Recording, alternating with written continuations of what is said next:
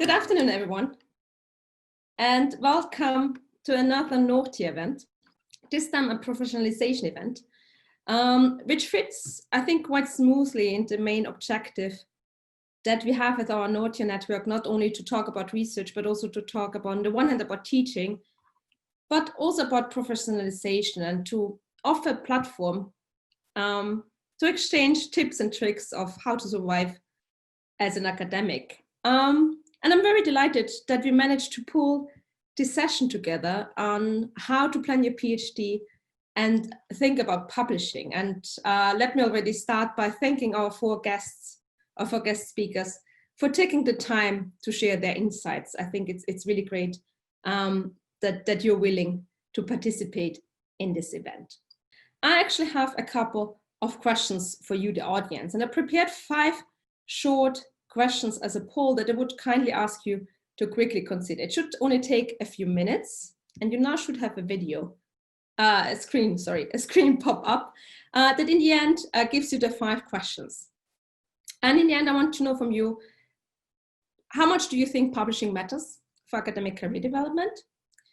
Second, I think it would be nice to know in terms of our audience, have you already published an article in a peer-reviewed international journal? I intend to submit an article to an international peer-reviewed journal in the next 12 months. In terms of publishing and reviewing processes and how to present my work in the best manner to editors and viewers, I feel equipped, well-equipped, not well-equipped, not at all equipped. And the last question that I thought would be interesting for us to consider is, where would you recommend your peers to look for more information and insight? So should it be individuals? Should it be associations? How can we also make sure to have this structure a bit better in place? So far, we have 30% who voted, so we'll give it a bit more time. And then I will also share, of course, the results with you.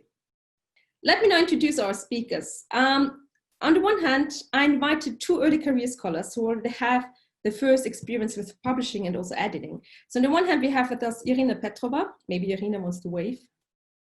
From the University of Kent, who works in the Compass project as a postdoc, where she in the end looks at the eastern border of the European Union and the European neighborhood policy. Second, we have Daniel Schade with us from the University of Magdeburg. And Daniel was just waving. And Daniel is currently a postdoc.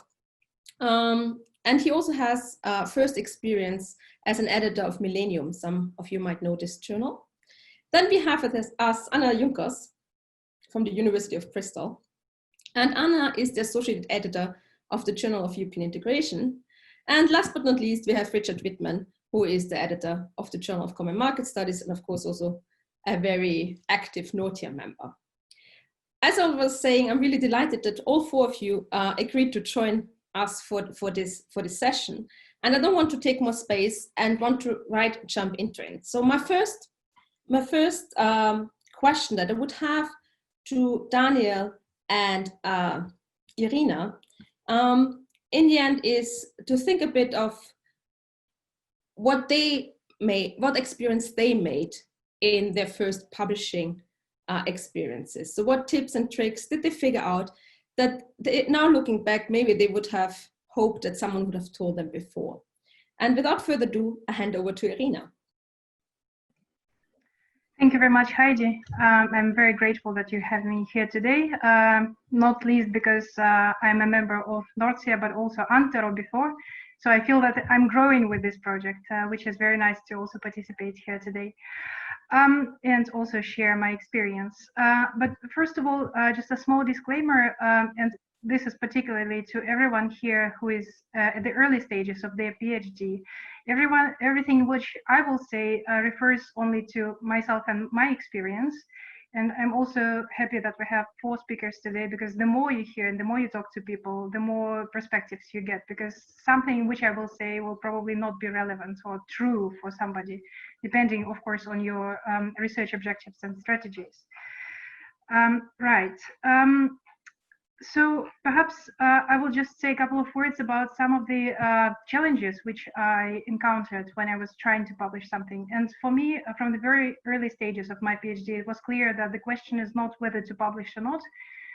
The question was when, how, and where to publish. So this also has to do with how to select a particular journal. But probably some of the issues every one of us is facing is, first of all, perhaps psychological issues, that you're not sure that something that you've produced by now is good enough to be submitted to the journal. And this was one of my problems as well. When do you sort of decide that that's the end and it's ready to be submitted? Because I mean, you can polish the draft for a very long time. So you need to do when to sort of end the process and send it off.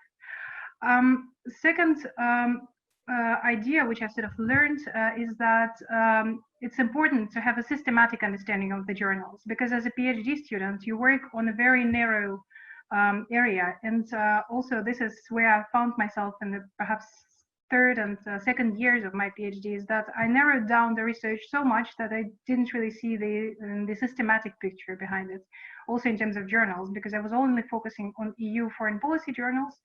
But of course, I mean, especially if you work in area which is like mine, that you focus on some area outside of the EU, because my PhD was on EU and Russian foreign policies in the Eastern Partnership.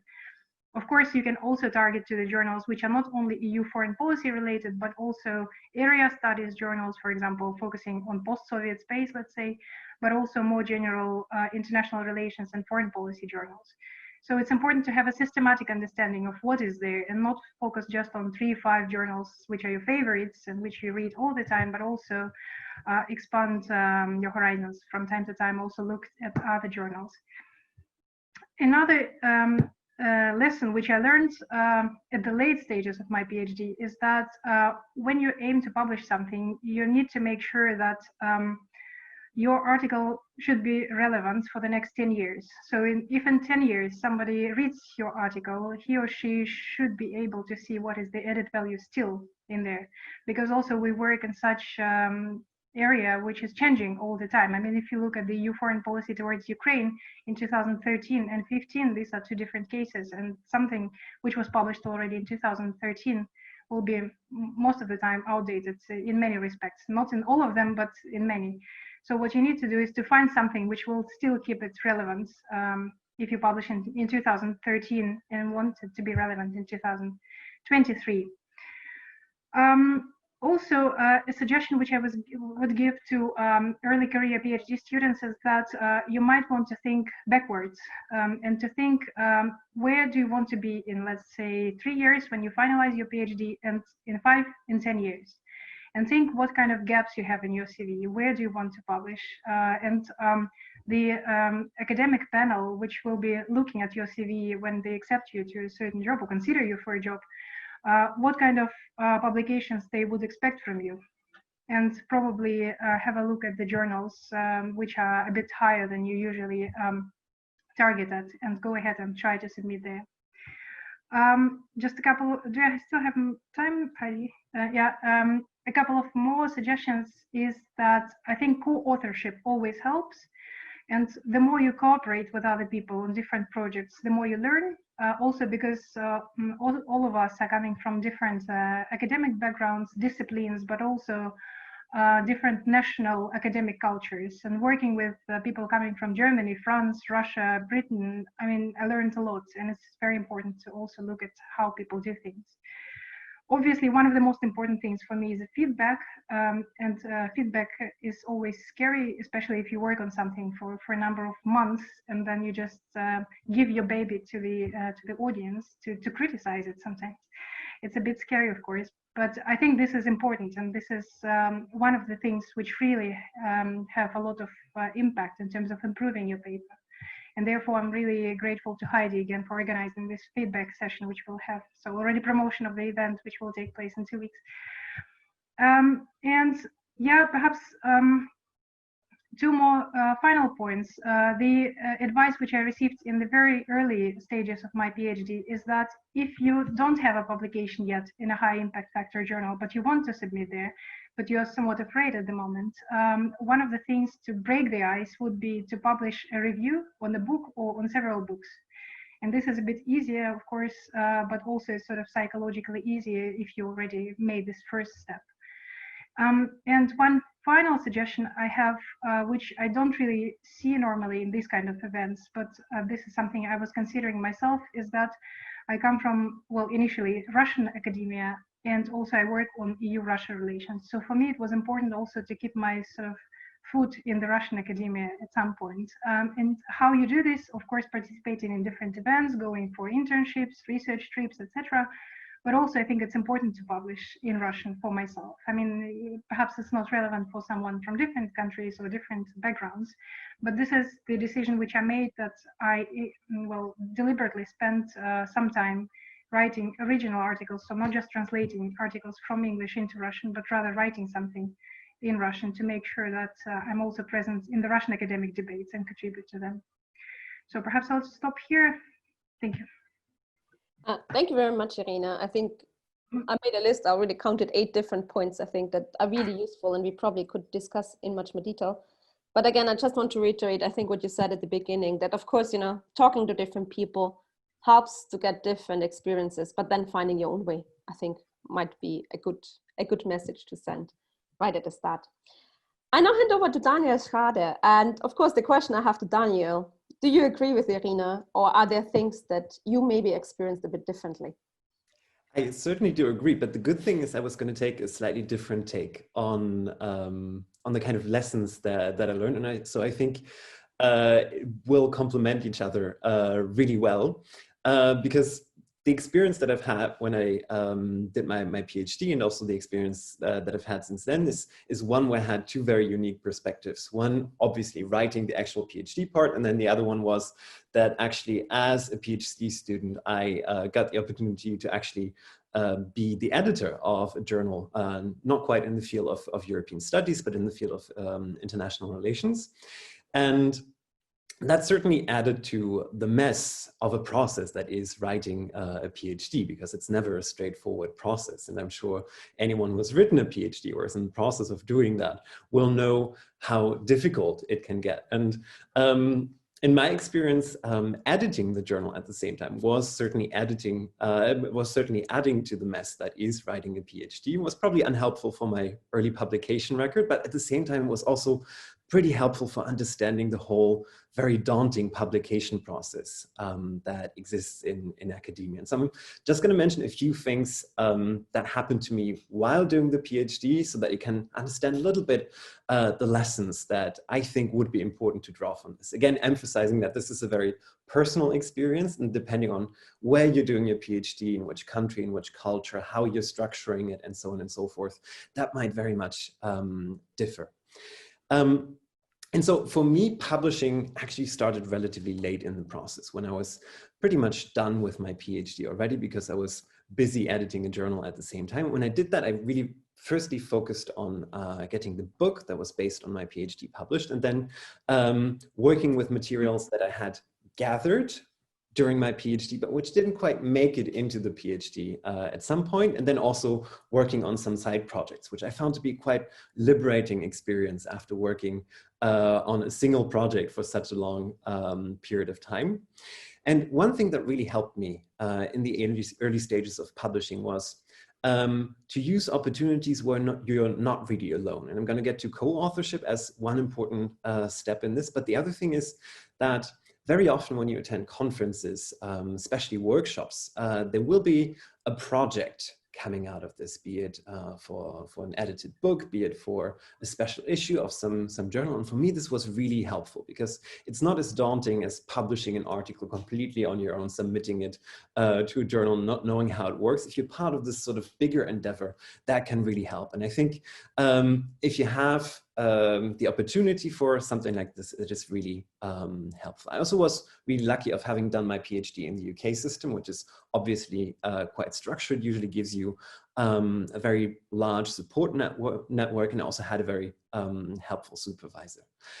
Nonetheless, moving on from doing the PhD and really focusing on getting that done, and then moving on towards actually publishing and being an independent researcher on your own, comes with certain difficulties. And I think the largest difficulties there are that while you're writing your PhD, you're so much focused on becoming an expert on a very narrow topic and approaching it from a single angle, that it's really difficult afterwards to sort of see how your work fits into the bigger picture of where the discipline stands, of where different journals stand with their perspective, and so on and so forth. And so I think one of the biggest challenges is to sort of overcome the framing that you've given yourself as a researcher while you're doing your PhD, and sort of opening up. And that's where I think the lessons that I think would be helpful from my experience come in. And the first one is, and that's perhaps a bit counterintuitive, and what's really helped me in terms of starting out with publishing is to see the other side, see the side of the reviewer, of the journal editors, and so on and so forth. And for me, I had that experience naturally. Obviously, that cannot be easily replicated. There aren't that many student-run journals out there. It costs a lot of time and effort, and so on and so forth. But there are other ways to gain this experience. First of all, I would encourage everyone to be involved as much as possible in peer feedback sessions, in sort of departmental research seminars, and so on and so forth. So that kind of feedback might not be quite structured as the feedback that you will receive when you submit a journal, but still it is an experience in sort of seeing papers from the other side through this perspective of someone actually assessing a paper. And perhaps you will even get an opportunity to review something yourself, because you might be becoming an expert in an area where not that many people can actually assess a journal article. So if you're given the opportunity, say yes. Again, it costs time. It is, especially the first times that you do that, a very time-intensive process, but I think you learn a lot from this yourself. And then one thing that probably you could also do to sort of see how publication stories work from the other side is perhaps ask your colleagues, more advanced colleagues, or your supervisor, to get a few insights into stuff that they publish themselves. Maybe see first drafts of articles that your supervisor has written and then ultimately published, perhaps get insights into the sort of review that your supervisor got on some of those articles, because that way you can really see how much an article evolves and can evolve from the initial submission stage and where it ends up being. And that way you don't get discouraged that easily when you see that your own work is being criticized, that you have to change a lot when you start publishing. So really try to get an insight into the other side. And then the second thing that I think is important is that while you're writing your PhD, at some point, you probably need to make a distinction between what is your PhD and what it is that you want to publish and sort of become known for as a researcher afterwards. I found myself, while writing my PhD, finding so much interesting data, finding always more.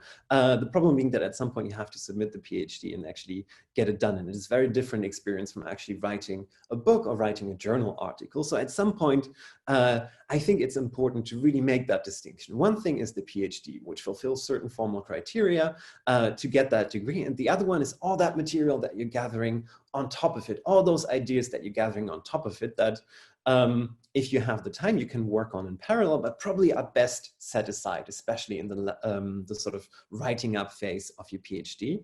And that then gives you a head start to actually get into those publications, because you will have those additional ideas, and you can use those to sort of hone in into what you actually want to publish, especially if, like myself, you want to put the PhD aside for a little bit after you're done with it, because you just can't look at the material anymore. And there it's also important that you're very much aware of the difference between the PhD and book that might be coming out of it. If you're writing a PhD in sort of one big chunk and not a paper-based PhD. It's obviously important to keep them as close together as possible. Here again, my UK experience has helped. If I had written my PhD in Germany, it could probably have gone into the hundreds of thousands of words, but writing a PhD in the UK was very much encouraged to keep it below 100,000 words, which helps in translating it into a book, because academic books have a certain length. So be aware of that, but be also aware of that translating your PhD into a proper book will require some more work, and it looks very much different because you need to leave this sort of narrow perspective that you've had. And the last suggestion, or the last lesson I think that's important, is how to make this experience of starting to publish less daunting. And again, I want to emphasize the importance of trying to publish in collaborative ways. One that we've already heard is the possibility to co-author journal articles. It helps in sort of exchanging ideas. It helps in staying motivated on an article. It also helps if you get a rejection or a rise and resubmit, to actually keep working on that piece of writing. The other one, again, is use opportunities arising out of conferences, out of workshops. It really helps if you have a special issue editor, if you have other people working on similar articles for a special issue at the same time, who might also have an additional look at what you are writing. And that way you get a lot more feedback than you would get otherwise. And those special issue editors and those colleagues will also help you through the publication process. And lastly, what's also very important and sort of makes the issue of fit to a journal non-existent, because if it fits into a special issue, it will fit into that special issue of the journal. And then lastly, and I think this goes back to the issue of a PhD and an academic career being a bit of a messy process, is that there will always be additional opportunities for publications that come up unexpectedly. And I would very much encourage you to use those. So my first publication that I did in the last year of my PhD came out of a research assistantship that I did on something on the UK and Brexit. And that again provided me with an opportunity to sort of see publishing not on the sort of core material that I've worked on, but on something else. And so use every opportunity that you're given at first. And I realize this might be a somewhat different lesson to draw than what Irina just told us. But again, a PhD and an academic career is a very individual process. So these are just the lessons that I learned from myself. Thank you very much, Daniel. I think, again, a lot of points in there that are really relevant, and we could probably discuss a bit more in detail, but I really like your emphasis on this idea of collaborating, either in writing, but also in giving feedback. And that's also something that I know, I have to say, I had to learn the hard way. Is I don't always need feedback from someone more advanced, but actually getting feedback from my peers and reading each other's papers and helping each other to make our communication better is very often a very good exercise. Lots to think about, but I would like us now to move to the other side. And Daniel, but also Irina, I think we're both mentioning we should help our editors to see the value of our submitted papers. And I'm very happy that 2 editors actually agreed to join us and share with us their perspective on how to publish, especially as early career scholars. And in the end, asked them for 2 things. On the one hand, to think a bit about what are the processes that we should be aware of that stand once we hit the submit button, and that probably would help us to make sure that our paper moves forward more smoothly. But then also the other way of what were the biggest sins that they observed from authors throughout their career. And I'm very happy that Anna Juncos, who is associated editor of the Journal of European Integration, agreed to share her insights with us. Anna, the floor is yours. Thank you very much. And Heidi, thank you very much for organizing this session. I think this is invaluable, especially for people, as Irina and Daniel were mentioning, early career scholars. So I'll start with a few points, and I know we have more time later on, so if you have any other questions, we can obviously discuss other issues. But just briefly in terms of the process, one of the obvious things is that your paper follows different stages, and it goes through a filtering process. And this filtering process, obviously the reason is that we have a limited number of reviewers and a limited amount of time to go through these reviewing processes, especially if you want to keep papers relevant and up to date. So that means that we cannot send everything for review. And that means, you know, our editorial office will help us, you know, doing the first filtering process in terms of making sure that, you know, they check word counts, they check style, they check that, you know, generally the papers fit the kind of within the scope of the journal.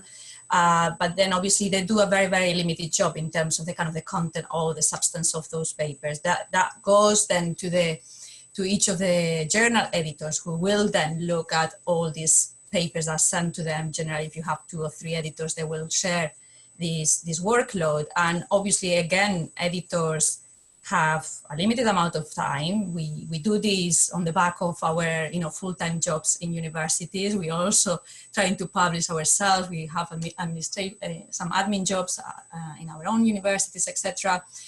So obviously we need to ensure that what we send out for review meets at least some kind of standards already, and that we will be happy for our reviewers to read those papers. We are not even making a judgment in terms of whether this will be a really good paper or what, but we're making sure that the minimum standards of the journal will be met by that paper, and also in terms of the scope of the journal, that the article meets also the broad scope of the journal. For example, in the case of the Journal of European Integration, we have quite a broad remit. We accept papers that tackle any general issues related to European integration. We are very happy to see papers from very different disciplines, from political science to economics to law to history, etc. But at the same time, we also want to make sure that, for example, the papers are not too niche or not too technical, because our readership is also quite wide, it's quite broad, and we want to discourage those papers that are too technical. For example, those that are based on econometrics, we generally don't think those are appropriate for our readership, or those that are just kind of a description of a single case study. We tend to encourage papers that are comparative in nature. So the first thing I would suggest to anyone thinking about obviously sending an article is to look at the scope of every journal, which is on the website of that journal, and to make sure that obviously that article that you're preparing fits within the aims and the scope of the journal. That's very important, and it would seem very, very obvious, but obviously what we see as editors is that there is a lot of papers that do not meet that kind of remit. So we need to go through the first filtering in terms of does it fit or does it not, and then, as I say, in terms of the kind of the minimum standards in terms of academic quality, because we have a very limited amount of reviewers that can review a very specific paper on a very specific topic, and we don't want to upset those reviewers. I mean, they are doing us a favor by accepting those reviews, and we don't want to, we don't want to abuse that kind of trust that we have. So we do that filtering on the basis of quality, and obviously because of that limited time, we kind of screen the papers, in more or less depth. But something that is very important when you are also submitting an article is make sure that your argument, that your contribution is very, very clear, very clearly signposted in your abstract, in your introduction, and that the argument drives and it kind of structures all the other sections too. This is very important. So you're asking someone to read very quickly your paper. You want that person to understand how this paper is going to add to the discipline, to the scholarship, and also how it fits within the body of scholarship. Which kind of debates does it contribute to? You don't want the editor having to search for those arguments in page 10 of your journal article, okay? You want that, up front in your abstract, in your introduction, and then help the journal editor in terms of the kind of the headings, conclusion, etc. Because, we can't be just reading every single word as a journal editor. It's not our job to do that. We will send that to the reviewers to do that. So it's very important, I cannot overstate how important that abstract, that introduction, a very good, clear structure and a very good conclusion is to an academic paper. In terms of picking the journals also, I would say try to be moderately ambitious. So don't go for obviously the kind of the easy option, but we also try to be a bit realistic about what you want to do with this paper. Something that you will have to take into account is how long can you wait until the paper is published. So some journals have longer processes and will take a bit longer to publish them in those journals. Also, if you aim very, very high, you might expect several rejections, right? So how long do you have, how long can you wait for that paper to be published? Although these days we also have, online first publishing. So that kind of shortens a little bit the kind of the publishing cycle, and it helps the authors to have their articles out as soon as they are ready. I think I'll stop there. I mean, just one very important thing in terms of sending your paper. I mean, it's been mentioned before, but obviously get feedback from as many people as you can from the beginning. From the moment you have your idea, you can present the idea at a conference. When the paper is kind of half drafted, ask someone to read it, get some feedback. Obviously, if you are co-authoring, it really helps, because you can, your co-author will see things that you don't see, and will have some expertise that you don't have. So that really helps. But get as much feedback as you can. And also, two more things I would say before I pass it on to Richard, who will have more insights, because he's also been doing this for longer than me, is that don't try to fit all your PhD into one article. That's not the place for an article is not the place for your whole PhD. So make sure that, again, going back to this clear argument I mentioned before, make sure that that paper is very clear what it's doing, what kind of the research question or puzzle you want to address, and don't try to do too much, because trying to do too much generally, means we get very, very weak papers. And perhaps Richard wants to say a few more things about the reviewing process and how to address reviews. But I will just say that when it comes to reviews, don't take reviews as, they are very painful. It can be a very painful process. And again, there are different kind of reviews you can get, very positive, reviewer 2, we already know about reviewer 2 and so on. So it can be painful, but it doesn't have to be, especially if you think that reviews are there to improve your paper and to make your paper the best it can be, or at least better than it was. So, take the reviews as a positive process where you can learn from what the reviewers are saying to you, where you can improve your paper, where you can make it one that is better than it was, and engage with the reviewers and write a response to the reviewers that is as clear and as detailed as you would like to receive if you had put that amount of time reviewing an article. So, respect your reviewers too, and be kind to them in the same way that we respect our reviewers to be kind with our work. Okay, so I'll leave it there, but again, Richard might be able to say a few more things about reviewing. Thank you very much, Anna. I think, again, a whole list of things that I think can really also help as a checklist before submitting. And I think one of the experiences that we all have, that you keep writing and improving the introduction. And then very often when I check back, my research question is on page 5, which is probably too late. So I think a very important lesson to keep reminding that communicate clearly, and try really to help also the editors, but also the authors, to get a very quick glimpse easily of what the paper is about. Richard, with the Journal of Common Market Studies, would you agree with Anna, or are there specific points that you experienced that maybe we should keep in mind in addition? Well, thank you, Heidi, and thank you, colleagues, for dialing in. I mean, as far as I can see, the real upside of COVID is that we seem to get more of an opportunity to see one another than was the case previously, which is fantastic. I know we have to look for a bit of light in this time of darkness, but this is a very, very good example, I think, because it allows us to bring together a lot of people otherwise together. So that's fantastic. Let me just a little bit about the Journal of Common Market Studies first, just for context.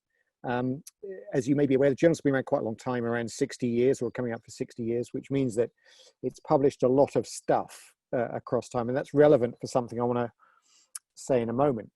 And we have a structure for the journal where there are two editors-in-chief. One is myself and the other is Tony Hastrup at Sterling, who you may be familiar with. Then we have a group of co-editors who are geographically dispersed, but also have quite a bit of other expertise, because to reinforce the point that Anna made, I mean, as journal editors, we can't be experts on everything. And part of the life of journals themselves is to draw in expertise, frankly, as widely as possible. I've been editing the journal for about 3 years now. The journal has about 6 issues a year plus an annual review. So we publish around 90 pieces a year, right? So 90 pieces, which sounds like a lot, and is a lot, frankly, in terms of those coming across our desk. But to put it into context, last year we got 516 manuscripts, so over 500 manuscripts. So we accept around 18% of the pieces submitted to the journal. And I'm not saying that because I want in any way to put people off submitting to the journal, and the journal isn't probably any different from Millennium or JEI in terms of the rejection rate. But I think it is important to think about how you improve your odds, and that's what I want to spend a bit of time talking about, to add some of the things to some of the things that Anna has said. And I think for me, the most important thing to bear in mind is that, you know, journals are not your enemy, they're your friend. Journals only exist if they publish your work. And I say this as an author, and I say this as an editor. You know, we simply don't exist if you don't send us stuff. So it's great that so many of you are interested in sending it, but you also, I think, as Anna has suggested, want to avoid some pitfalls. And I have what I call the 3 Ps that I think is worth thinking about, which are ways that probably have certainly helped me to organize my thinking about how to get published. The first is what I call the preparation stage, the P, the first of the Ps. And, you know, why do you want to publish this piece? The worst reason to want to publish something is because you want to publish it, right? You know, the best reason to publish something is because you feel you have something to say. And absolutely crucially, you feel you have something to say where you can identify an audience that might be interested in what you have to say. And that helps you to identify which journal and why.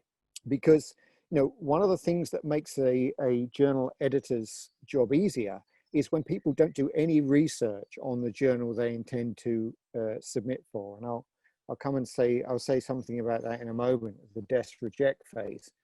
But I think it's probably fair to say that a fair proportion of the work that we get in the journal has been sent to us by people who haven't had any or haven't done any prior research on why they'd submitted to the journal. So we get a fair amount of stuff which is econometrics, for example, because we appear on rankings for economics, but clearly the contributors haven't bothered to look at our journal, what we publish, what our focus is, what our statement is as publishers. So, you know, when you're thinking about the piece, you know, thinking about what would be the best home for the piece, and again, I'll come back to that in a moment. And two more things on preparation, because we already heard great ideas on the preparatory stage. One, you know, share, and share again. I mean, share your work as widely as possible with as many people as you can, with experienced people who are experienced in publishing, but also people who are fresh to publishing. You know, you want to be able to write a piece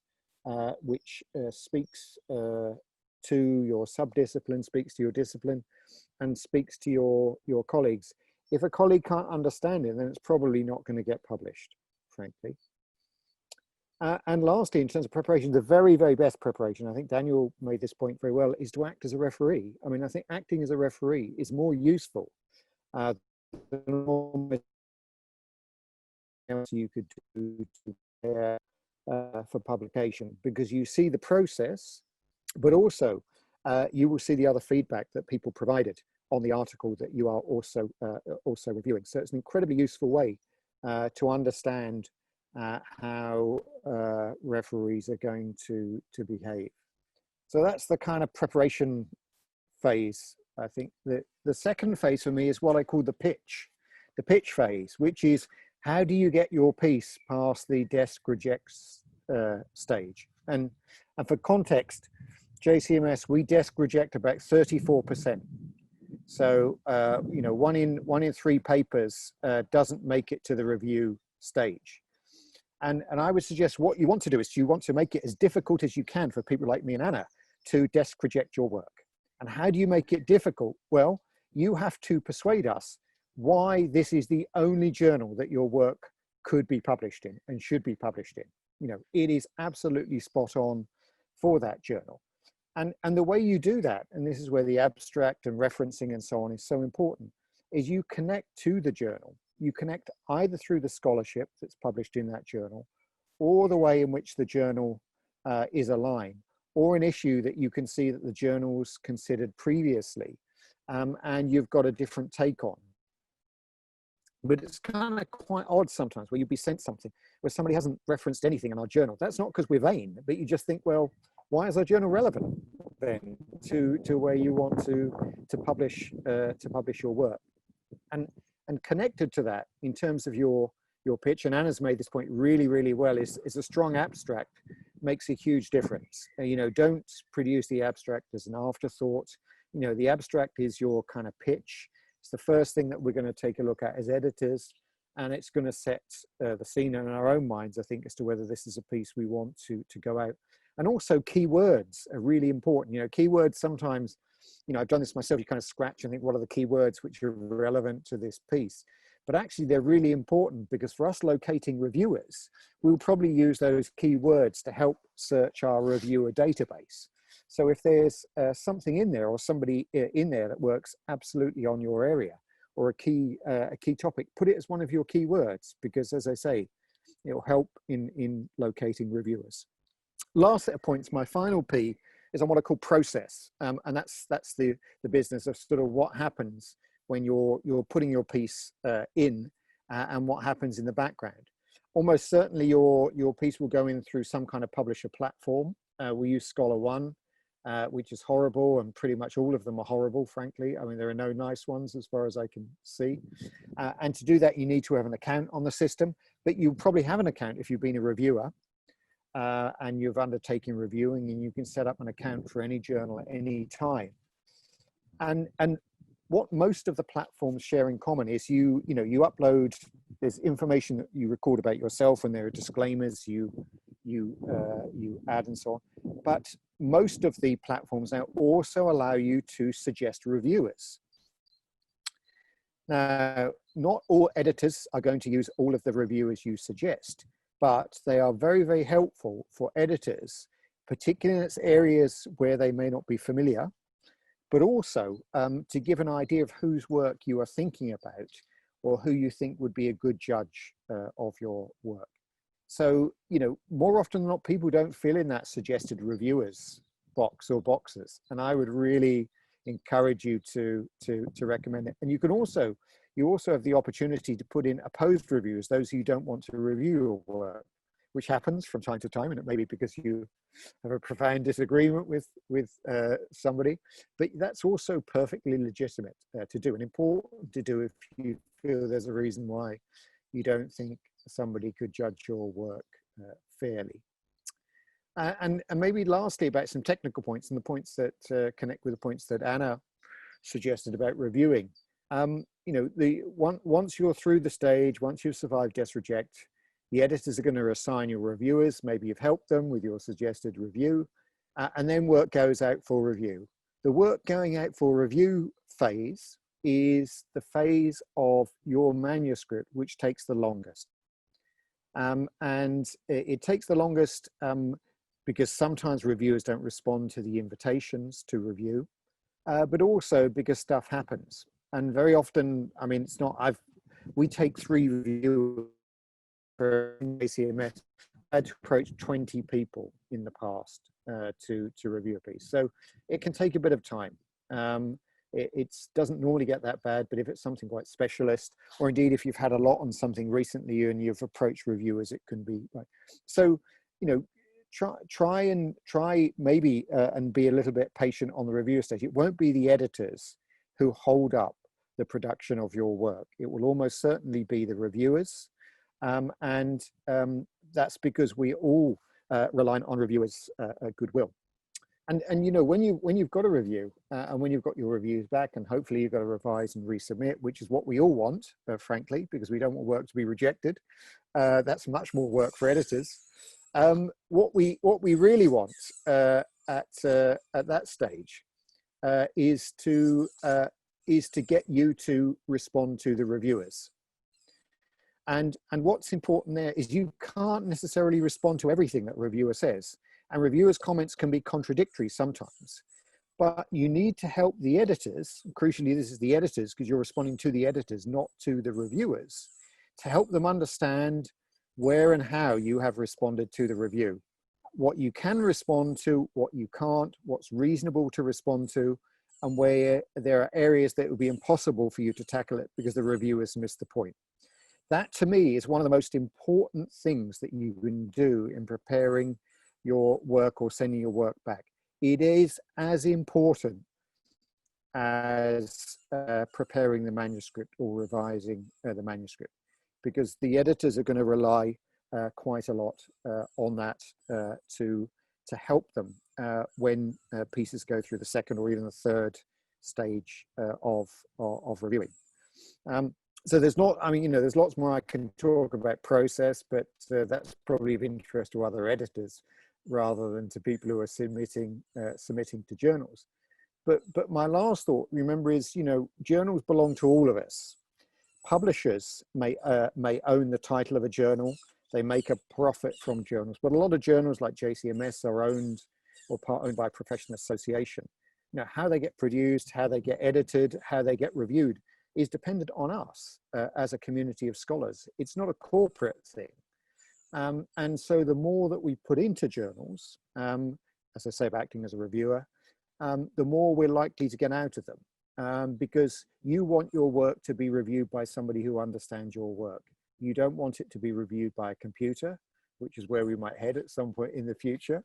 But you also want to make sure that you know, the scholarship that you have is reflected in the content of the journals. And as I say, that comes from writing, but it also absolutely crucially comes from reviewing as well. I'm sorry about the squeaking. That was my dog playing with a ball, if you could hear squeaking in the background. It wasn't the audience objecting. So my apologies for that, but thank you. Thank you very much, Richard. Again, I think a very insightful list of suggestions that we all should be reminded from time to time. And again, I think especially also the last one in linking a bit to what Anna was saying, that helping the reviewers, but also when we are then in the position of the reviewers, reminding ourselves what kind of reviews we like to get, and maybe also replicating this experience then in the role as a reviewer. If you agree, we maybe can go the other way around, and I would now first give the floor to Richard, maybe to consider the question, but also maybe to tell us your 3 tips that we should remember for today. Oh my goodness, let's see. I was thinking that I'd have time to think about it. I mean, just on the last comment about the review pieces. I mean, not all journals take these, but I think it's also it's about timeliness. You know, why would it be good to be looking at the state of the art in this area at this time? And I think that's crucial, and certainly for us in JCMS, we tend to take pieces that are able to persuade us that there's a good reason to review the literature. So there's a good hook, I think. And that sort of gets me to my three tips, if I may. I mean, the first one is that not everybody's work is going to be relevant all of the time, right? But we also have to think about how we package our work so it appears to be more relevant than it might otherwise appear to be. This is not a sleight of hand, but it's more to say that, you know, I think we increasingly have to think about the packaging of our research and the relevance. So, for example, if you're thinking about your thesis, you know, we all want to publish a core piece of work. That's the one that we've done, perhaps huge amounts of empirical work and so on. But also think about maybe some of the nooks and crannies in your research that have a relevance, and perhaps there's a niche. You know, somebody hasn't done something on that, and you want to flag that up. And that would be my first. Not always to go to the exotic and the unusual and the different, but think about something which is quite familiar. I mean, without being impolite to some of our past authors and so on, I find it very difficult to read pieces on normative power Europe now, because we get so many, and that's a great thing in terms of a piece of work. But it's also differentiating yourself in writing on that topic is pretty tough, I would say. My second, and I think we've all touched on this, is as an author and as a reviewer, and I hope as an editor, do to others as you want to be done yourself. So if you're a reviewer, you know, review with a voice where you are providing a supportive voice. I'm sure everybody here would do so, but it is important to communicate in that way. And to remember that editors are human too, that, you know, we tend not to respond particularly well to kind of shouty type emails, and we have a day job and so on. My third point, and this has been made by, I think almost by everybody, is, you know, co-writing, co-working. It really is the way to go if you are thinking about getting a piece, an early stage piece, medium or late career type piece into print. I mean, increasingly people are co-writing pieces because there's the synergetic value. There's the kind of internal critical, built-in critical component, which is necessary. And it's a lot more fun, frankly, to do something with somebody else. Because once you've chosen a good writing partner or somebody you feel you click with, you know there's at least one other person in the world who shares your peculiar interest and half knows your mind. And that's a great thing to have, because that will hold you in good stead for the way that you think about your work and the way that you approach your academic life in general. So search out your writing buddy, I would say. Thank you very much, Richard. And I'm of course now curious if you actually were talking about Anna, with whom you co-authored in the past. Anna, your suggestions. Oh, just a moment. Bear with me. There's always one that will forget the micro. That was me. Yeah, regarding the state of the art of the literature review, I think there is always a place for those kinds of things, and there are some journals for that. I think, for example, from what Sharon was saying before, review articles are really good for that. In terms of you can, identify a number of books, a number of key sources that you have engaged with in your literature review, and write a review article. So that can be a great way to, to write an article that kind of focuses on the state of the art and where we are with this, and how it can be further advanced. I think those are the kind of articles that you might have to think about. And in terms of my tips, I think all of them have been mentioned before, but again, I will highlight what several of my of the speakers have mentioned, which is identify who your audience is. Be very clear about who is your audience and how you're going to address them, and that in regards as to choose the right journal, pick the right journal, but also relate to that audience. How would you receive, your own manuscript? What would you be focusing on? What would you be expecting from that manuscript in terms of not just the substance, but also the style and the presentation of your manuscript, if you were to be a reviewer. And obviously respect that audience. That respect means, be very civic and very polite in the way you address the editors, the reviewers, your other people in the discipline. For example, when you're going through the literature review and when you're addressing people there, then obviously you try to be respectful there and perhaps do not overstate your contribution. I think that, that kind of links also to the next point, which is you have to be very clear, and I already mentioned this, about what your contribution to the discipline, which can be bigger or smaller, but very clear about what that contribution is, and make sure that that's, you know, very clearly signposted throughout. And finally, I think you need to remember, and that again links to some of the things that have been said before, that you are not alone in this process. And that means, first of all, that you can work with others. As Richard just mentioned, you know, I'm a huge fan of co-authoring, and I find it really, really useful to do that. So join forces with others, but also seek help in terms of feedback, seek support when it comes to, you know, if you're having a bad time in terms of writing, we all do, you know, seek support from your colleagues, from your mentor, from your supervisors, you know, and also more importantly, be very kind to yourself in terms, so if you get a rejection, just be aware that we all get rejections at some point, you know, sometimes very many, lots of rejections. So be very kind to yourself. This is not the end of the world.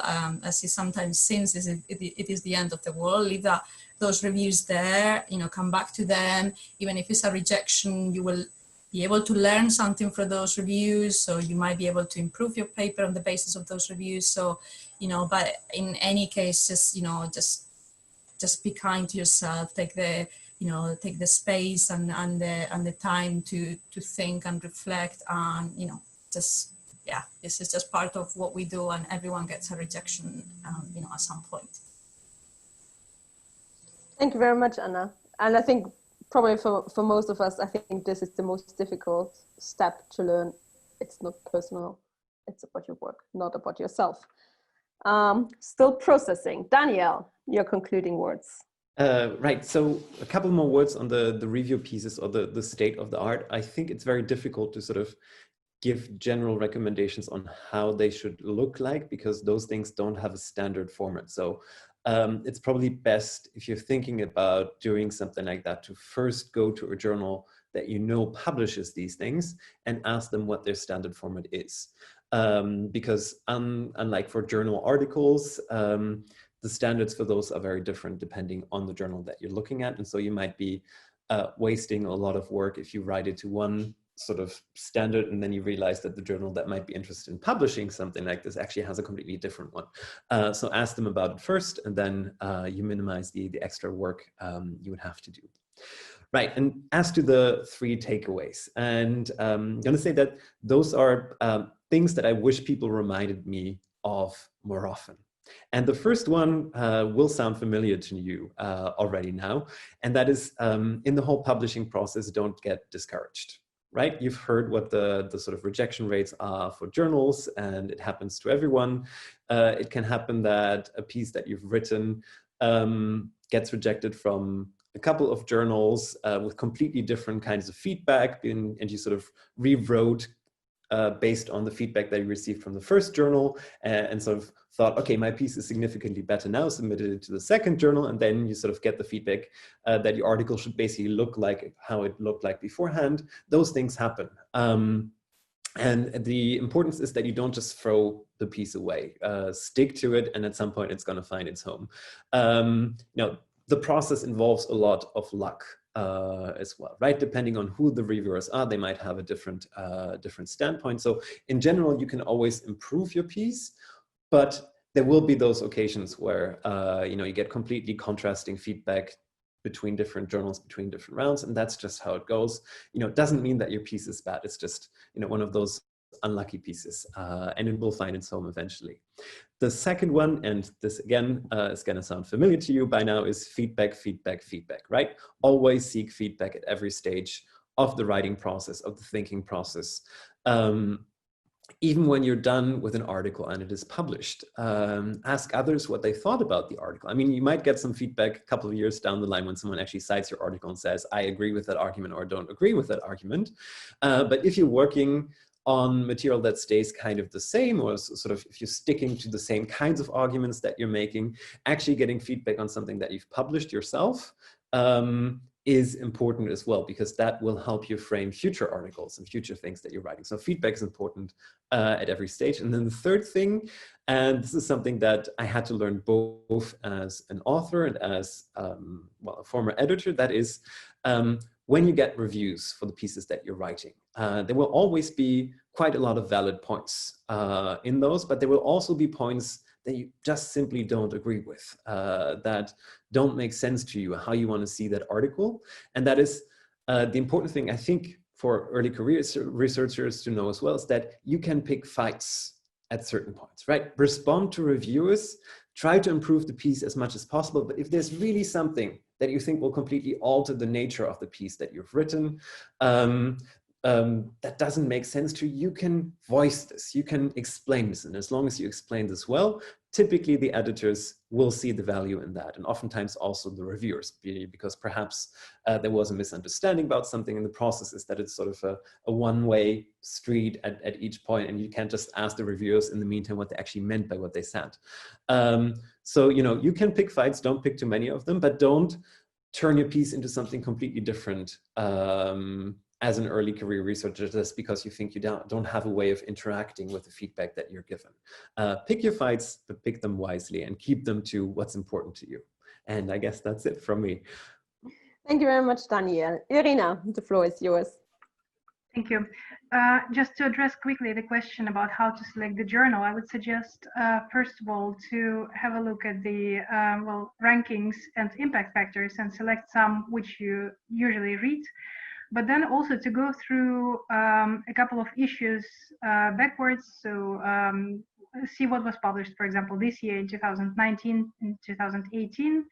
And by this, you will see what is the agenda in the journal, whether they have any particular scholarly conversations going on, and then you can contribute to them. So perhaps by doing this, by just browsing the journals and looking what was published there, you will find a certain area where you can contribute to. Regarding the 3 suggestions, basically everything was already mentioned many times, so I will just quickly repeat: feedback is important, and secondly, take it easy in a sense that just put it into perspective. When you're writing your manuscript, you may think that this is the most important thing you have at the moment, but it's not. So thinking that 10 years ago you will be perhaps looking at this manuscript and understand that there were many problems with it, and you perhaps disagree with some of the arguments you made. So it's not something finished, it's just a learning process, and it's helpful to perceive it as such, as a learning process, as a step forward. And the last thing is simplicity is the ultimate sophistication. So keep it simple. It was already mentioned a number of times also in terms of, for example, writing an abstract. Keep it simple, because explaining difficult things in a simple way is a big virtue. So that could be a good motto, I think, to put under your desk to remember. Thank you very much, Irina. Now looking at the time has been flying in the last 90 minutes, and I think it's time to close our session. But before I do so, I first of all also want to thank UASys, who helped us always in doing these events. And I can only strongly encourage everyone, look at the UASys resource site. So we also posted a link there, which I think helps us to talk exactly about these kind of issues and share experiences. Also, in case you have an idea for a contribution to a resource, please get in touch with the UASys office.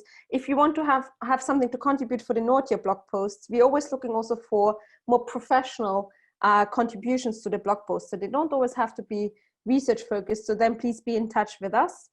I also want to remind everyone that we recorded this session. So if you have any problem with being shown, please get in touch with me. So then we will cut you out. And last but not least, I also wanted to announce we have a final roundtable on the 7th of July, which will be an hour later. And we will look a bit more on the economic side of WTO, EU, and regulatory cooperation. So if you have time, that will be our last roundtable in this NORTIA series, so please join us. Next week, we will have a paper feedback session. So in case you're interested to join in there, watch the space. We will announce more details soon on the NORTIA website. As a final thing, please join me in thanking our 2 editors and our 2 early career scholars, who I think did a great job in really giving us a lot of tips. Thanks so much for joining. And of course, we're looking forward to seeing a lot of publications that hopefully come out of this session. Thank you so much.